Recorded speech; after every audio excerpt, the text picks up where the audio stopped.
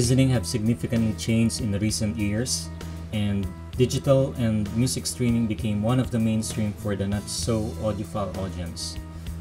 Spotify, for example, is the most dominant in the market with its huge selection of music genres, but to some, it lacks the so-called hi-fi music to those who are choosy with the music they run on their system.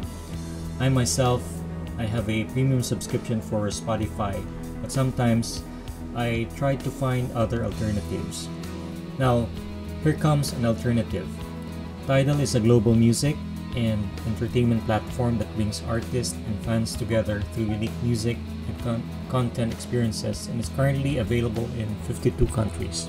Yeah, it's only available in 52 countries, and Philippines is not one of those. So, what's the workaround to use Tidal in PH? So, as you can see, I have Tidal here. It's a paid subscription. If I go to settings, it says Tidal Premium. So what I did was I went ahead and downloaded the app from the Tidal website. Okay, so just go to tidal.com.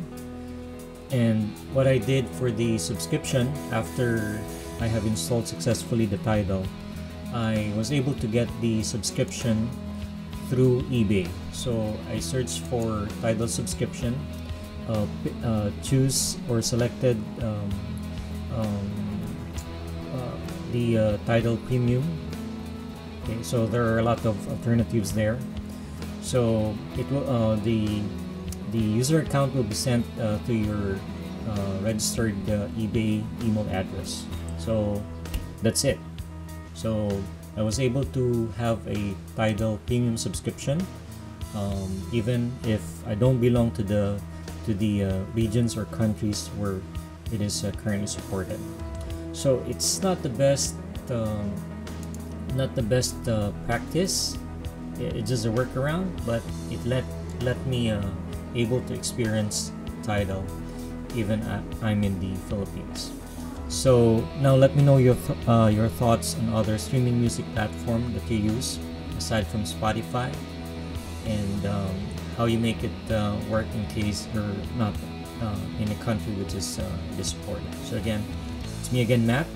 So see you in my next video.